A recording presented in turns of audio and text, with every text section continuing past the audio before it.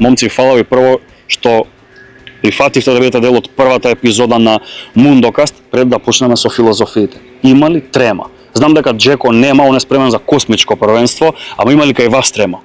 Јас ќе препуштам првиот одговор да го даде имењакот на Джеко. Така.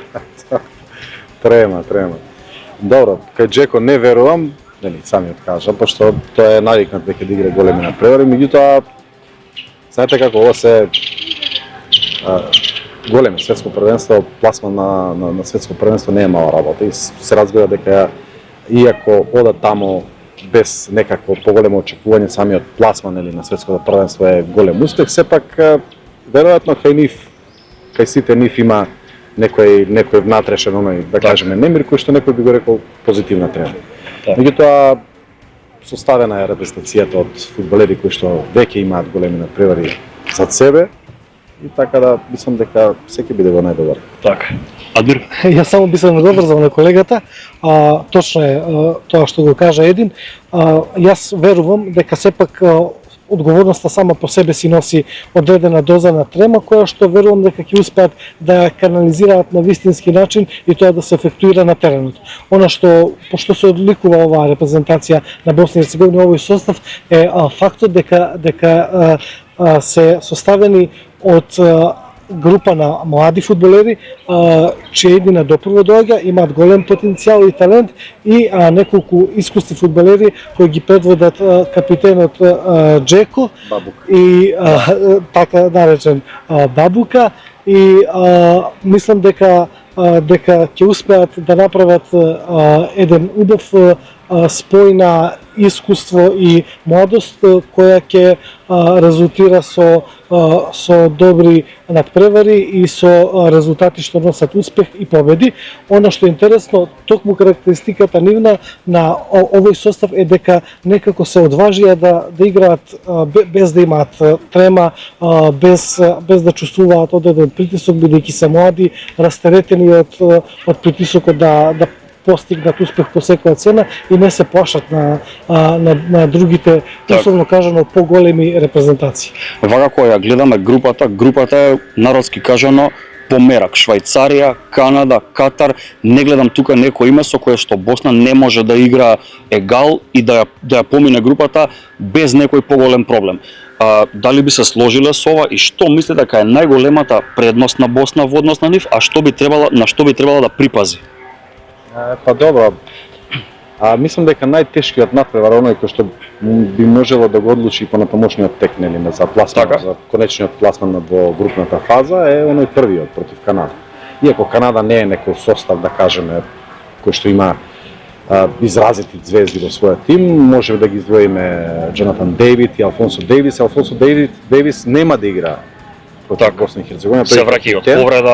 Да, тој е и повреден, мислам дека вчера или завчера прочитав и негова изјава дека потврди дека нема да игра Джонатан Дейвид. Тоа се двајца фудбалери кои што се издвојуваат, меѓутоа и тие двајца во своите клубови во Бајер Минхен и во Јувентус немале нека изразита минутажи, некако ученик, поготово ако земеме Джонатан Дейвид со Јувентус, нели, дури има една разочарувачка сезона. Но предноста на Канада е тоа што се домаќини, да кажем, на светско првенство и не е мала работа, нели, и за сите оние фудбалери кои што ќе играат, другите иако не се, да кажеме, звучни барем за Македонија, многу ќе зависи резултатот од овој меч. Значи, јас верувам дека ќе победи Босна и Херцеговина, бидејќи има квалитет и оние резултати од претходно што ги има. Верувам дека ќе победи на овој надпревар. Доколку не дај Боже, нешто се случи, тогаш ќе има многу потешка задача, бидејќи следниот меч е со Швајцарија, кој што е фаворит во таа група и мислам дека оправдани се тие, нели, епитети за Швајцарија дека е фаворит, играат дисциплиниран фудбал и тие немаат изразити звезди, меѓутоа се, како викаат, како швајцарски час. Како швајцарски сад функционираат, да. Функционираат безпрекорно, особено во дефанзивата, и знаеме, нели, како се пласира преку европските квалификации без никој еден порав. Така да првиот меч за Босна и Херцеговина многу ќе одреди. Јас се надевам, навистина и очекувам дека ќе направат, ајде да кажеме, некој пријатно изненадување, ќе победат и потоа со Швајцарија да биде некаков егал, за да на крај Катар, која селекција која мислам дека и нема што да бара, нели? Да, спортски. Ја пополнува групата. Да, на ова светско првенство. Ќе биде доста неизвестно, бидејќи самата група е таква, секој може да победи. И Катар, спомнавме дека нема што да бара, меѓутоа нивното веројатно најсилно оружје е селекторот Лопогети, тој што беше тренер на Севилја, мислам дека Европа лига освои, и на Реал Мадрид беше тренер и веројатно он може да извади. Па и селектор беше на Шпанија, да. Да, и може он да извади нешто од нив, максимум да кажеме да направат нешто. Како и да е, мислам дека е една, гледајќи другите групи, една одлична група и големи се шансите, дури не само јас ова го педам, туку и други колеги спортски новинари и аналитичари, не од регионот, туку и од целиот свет, прогнозираат дека Босна и Херцеговина во оваа група ќе ја помине до следната фаза. Така. Генерално за репрезентацијата на Босна и Херцеговина може да се каже дека не е фаворит, не е меѓу фаворитите на ова светско, но е незгоден противник. Од друга страна има група која што важи за релативно лесна, ако се погледнат имињата барем имињата, но знаеме дека на светско секогаш имало позитивни изненадувања и тоа е убавината на фудбал, таа непредвидливост, тој спортски дух кој преводува. Она што можеме да кажеме дека е посилната страна на тимот кој го предводи стратегот Сергеј Барбарес е тоа што токму оваа екипа покажа дека има своевидна психолошка подготвеност. Што значи тоа? Видовме и со Велс. Пред самиот крај на надпреварот тие успеа да го решат и да ги свртат работите во нивна полза. На двата меча и со Италија. Босна од минус се врати. Од негатива се врати во апсолутна победа, што само по себе говори дека Сергеј успеал да направи таква стратегија која што ќе се покаже дека им дозволува да играат отворено и да имаат психолошка подготвеност. Тоа е многу важен момент.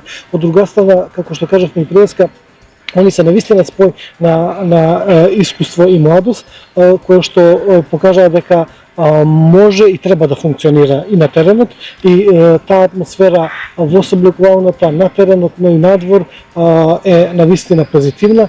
Од друга страна, Босна и Херцеговина покажа дека има репрезентација која што умее да игра отворен фудбал и да прави добри акции од контранапади. И тоа е еден од адутите на репрезентацијата на Босна и Херцеговина и ќе биде убаво доколку ова светско првенство, за разлика од претходното во 2014 кога дебитираше Босна како репрезентација дебитант, кога успеа да се пласира, но за жал немаше некој забележен успех на тоа светско. Ја мислам дека и тогаш ќе поминеше група да не беше она плячка. Покрадена беше. Да ги нарекуваме стварите со своето име. Апсолутно. За жал со Нигерија беа покрадени, тоа е едно негативно искуство. Постоеше вар тогаш. Постоеше вар. Да, но за жал, да, во право е колегата еден, но сега мислам дека тоа искуство од тога што го имаат и самите репрезентативци и самиот тим, мислам дека ќе биде добра основа првиот надпревар да го добият и да го скршат назад, да успеат да победат и да донесат уште поголема сигурност, самодоверба и подобра атмосфера која ќе им даде ветер во грб и за посилните, условно кажано, посилните противници во групата, особено тука мислам на Швајцарија, но топката на крајот на да играат имињата, игра теренот. Се согласувам и можеме да очекуваме дека Босна и Херцеговина сигурно ќе се представи достоинствено и има големи шанси и според најголемите спортски коментатори, новинари и аналитичари има големи шанси да ја помине групната фаза, што ќе биде голем резултат за самата репрезентација и за сите навивачи на Босна и Херцеговина, но и на самиот балкански регион кој што ќе биде познат по репрезентации кои што успеале да изненадат и да покажат дека и на овој дел од светот, особено на овој дел од Европа, се игра фудбал. Исто така не е за занемарување и фактот дека на овој мундијал Босна и Херцеговина од земите во Европа ја има 4-та најмлада репрезентација, која што во просек има 26,9 години, што и само по себе кажува дека младоста е тука и дека перспективата е добра. дека тие деца се со голем елан и желба да му покажат на светот дека и они знаат да баратаат со топка. И навистина би посакал, јас сум среќен или Босна и Херцеговина што е на светско првенство, меѓутоа веројатно чувството би било појако да се пласираше и Македонија. Така. Бев на европското првенство, тоа историското прво, кое се пласират на таму, и јас не можам да ви го опишам тоа чувство вие кога сте на тој стадион. Значи, пред почетокот на самиот надпревар за време на химната, кога ги кажуваат имињата на фудбалерите, Така. тоа само треба да се доживее. Вакви моменти, значи успеси, не само на регионот, на Македонија мислам дека и се повеќе од потребни. Значи, веројатно спортот и фудбалот и останатите спортови треба да бидат како една национална стратегија. Ние сме во едно, за жал, изминатите неколку години во едно летаргично чувство, да не кажам една колективна депресија, и погледнете сега атмосферата во Босна и Херцеговина. Сите зборуваат за светско првенство. Сите зборуваат за фудбал. Никој не зборува сега, многу ретко и коментари на социјални мрежи, дури самите емисии кои што имале, да кажеме, политички, да кажеме, дебати, сега фокусот е натаму свртен. Значи, нам ни треба такво нешто. И наистина посакувам, сега не успеавме, во блиска иднина да доживееме, ние како колеги, да отидеме на светско првенство со Македонија, бидејќи тоа е неописно.